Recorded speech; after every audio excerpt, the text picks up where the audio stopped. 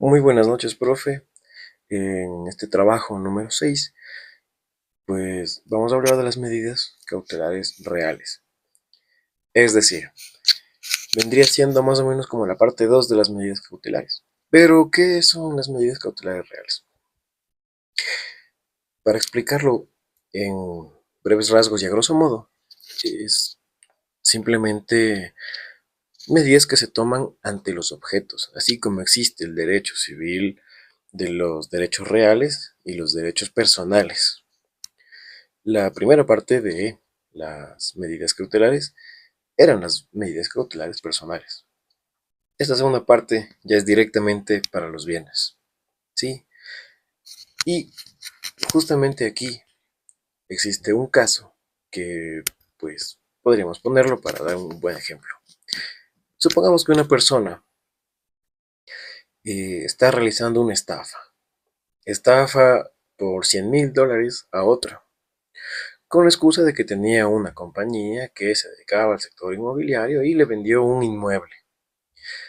Esta persona lo que hacía con esta supuesta empresa, aparte de la estafa que le hizo esta persona, lavaba activos y utilizaba los bienes que adquiría de esta empresa para mover la droga o cosas así.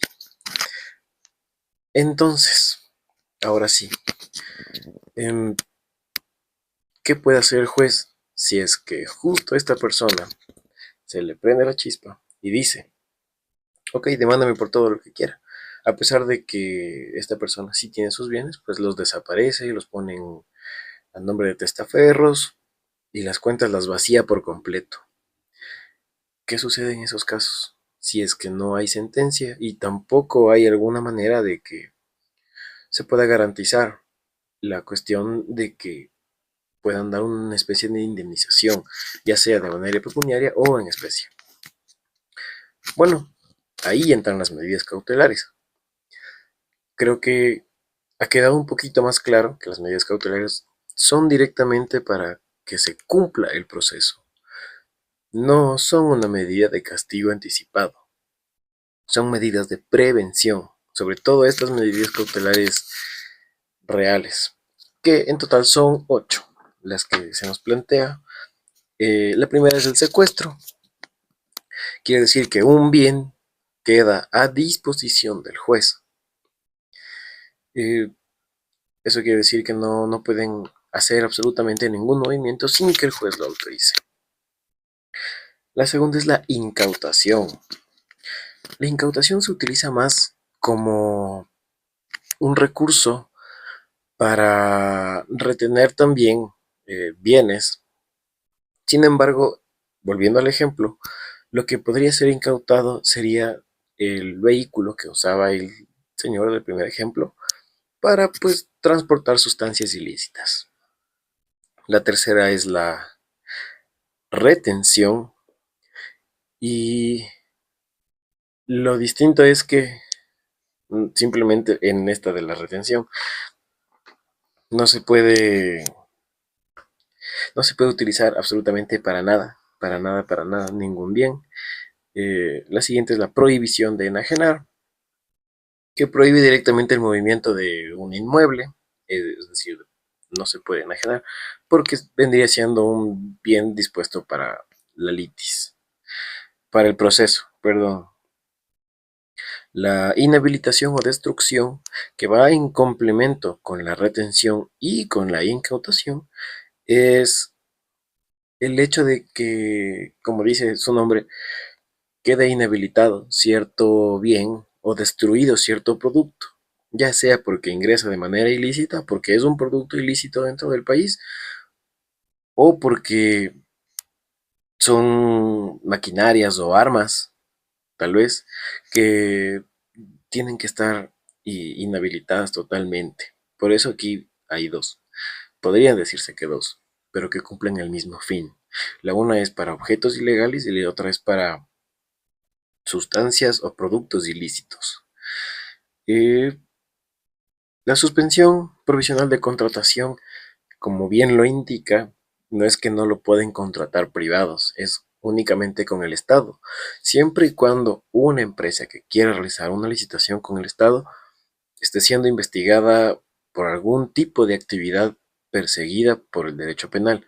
El mejor ejemplo es por corrupción, porque se asume que lo más típico es que pues, se realice corrupción y estas personas jurídicas o los propietarios del registro único de contribuyentes no pueden contratar con el Estado ya que llevan un proceso de investigación de un ilícito, a pesar de todavía no existir una sentencia, como lo explicamos en el primer video. El congelamiento de activos. Esta sirve mucho porque esta congela las cuentas bancarias directamente, ya sea de las personas principales, eh, de los procesados dentro de este proceso, valga la redundancia, o de algún tercero involucrado que sea debidamente probado en esta fase de investigación. Y la última es la prohibición de transferir o mover bienes. Ya, esto más que nada se aplica directamente para cualquier camuflaje patrimonial, como lo que dijimos en el principio, en el ejemplo, que la persona que solía estafar y dedicarse a actividades ilícitas con sustancias sujetas a fiscalización, simplemente oculte todo o lo ponga a nombre de testaferros o a nombres de personas jurídicas o simplemente vacíe las cuentas. Para eso nos sirve la última medida mencionada, que era la prohibición de transferir o mover bienes. Ya. Nos parece hasta perfecto a todas las personas. Bueno, a mí me parece muy perfecto que se afecte más al patrimonio de la persona que en sí a la persona, porque muchas veces en este ámbito las personas no tienen como que esta percepción de si les hacen daño a ellos, que bueno, pueden sufrir lo que sea, pero mientras que su familia tenga donde vivir, donde comer, etcétera, etcétera, etcétera.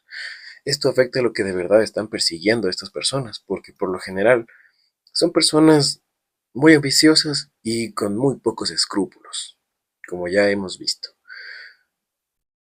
Pero nos parece agradable y todo, pero ¿qué sucede si es que, como digo, la estafa, en el ejemplo, como digo en el ejemplo, la estafa fue de $100,000 y el juez le prohíbe enajenar una casa que cuesta $1,000,000? No se puede.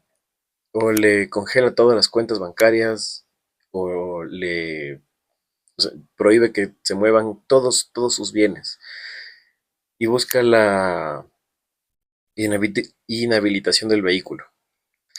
El principal problema ahí es que es desproporcional con respecto a lo que se está persiguiendo con el derecho penal. Por ende, no cabe porque va en contra de uno de los principios fundamentales.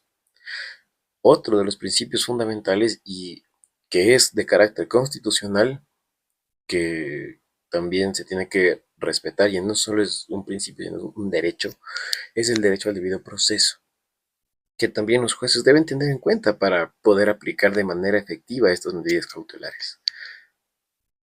El último, pero no menos importante, es el hecho de que todo juez debe motivar sus acciones con derecho. Todos los jueces tienen que justificar el hecho que se está tomando o la medida que se está yendo a poner con derecho, para que vean todos por transparencia que es un tema pues mucho más efectivo, que es un tema que no es arbitrario ni aleatorio. Sí.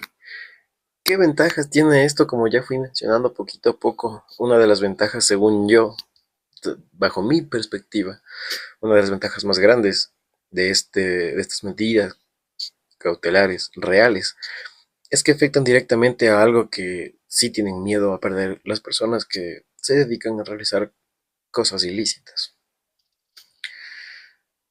Y ahí las penas sí podrían ser efectivas, o el castigo o las indemnizaciones debidas a pagar. ¿Qué otra ventaja? Es que se va a cumplir con el proceso. O sea, no van a poder camuflar nada, no van a poder decir, es que esto no era mío, no estaba mi nombre. Mm, No podrían, como se dice vulgarmente, hacerse los locos.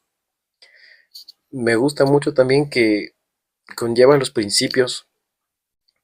Es otra ventaja que yo pondría directamente.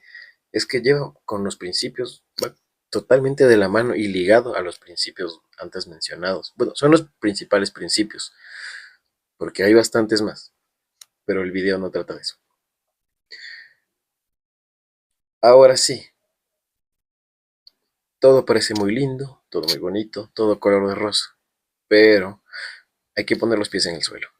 Sí, vivimos en un país donde la realidad es un poquito incómoda de aceptar, pero es visible ante todos. Una de las desventajas es la burocracia que se tiene para todo esto debido a los términos, plazos, etcétera, etcétera. Y si es que un juez se atrasa en un término o en un plazo para interponer algún tipo de medida cautelar, simplemente ya caduca su facultad de atender ese asunto y no podría interponerlas. La burocracia también va por lo que las partes tienen que estar constantemente impulsando el proceso.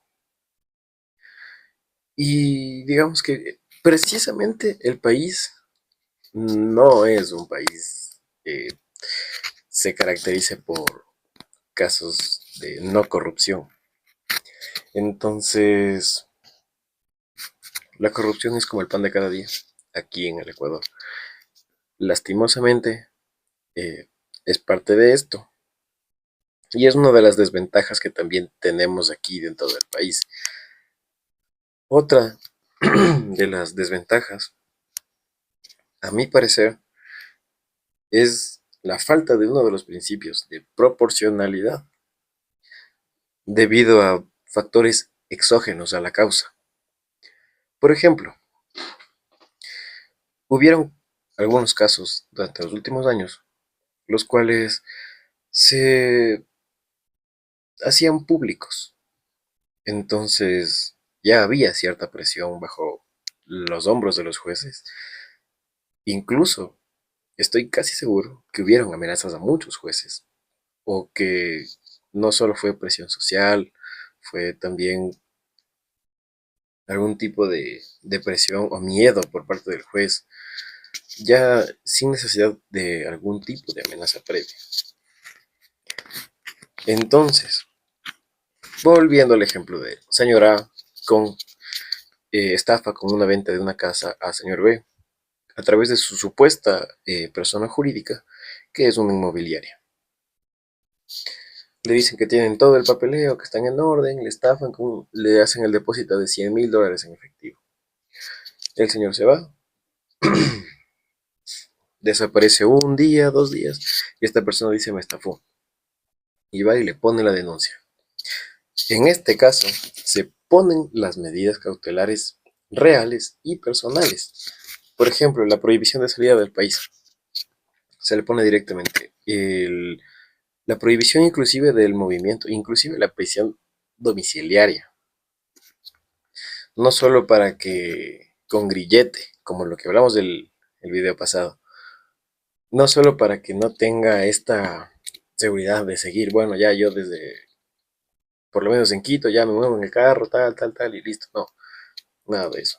Supongamos que, aparte de eso, al señor le incautan su la casa en la que el señor vive, que era supuestamente la que estaba vendiendo. No, no, corrijo, no le incautan. No, sí, le incautan.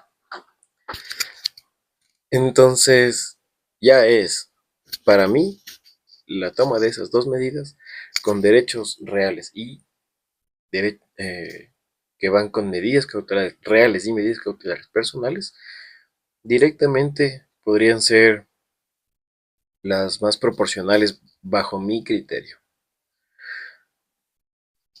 como ya se mencionó anteriormente, no vale la pena ser desproporcional, no vale la pena ir en contra de los principios planteados. Ahora sí, para concluir, considero que este tipo de medidas, ya sean de medidas cautelares, ya sean reales o personales, son muy efectivas, son muy buenas. Me parece de lo mejor que puede tener el derecho, al menos el derecho aquí en Ecuador. Puede ser, no sé, a mí me fascinaron estos temas, aunque me tengan hasta de noche. Y no me gustó que, pues, aquí en el país quizás la actitud o la cultura criolla o no, la cultura de la viveza criolla, pues, afecte de manera tan radical esta parte del proceso. Muchísimas gracias, profe. Le dejo con todas las reflexiones debidas. Nos vemos en la siguiente tarea.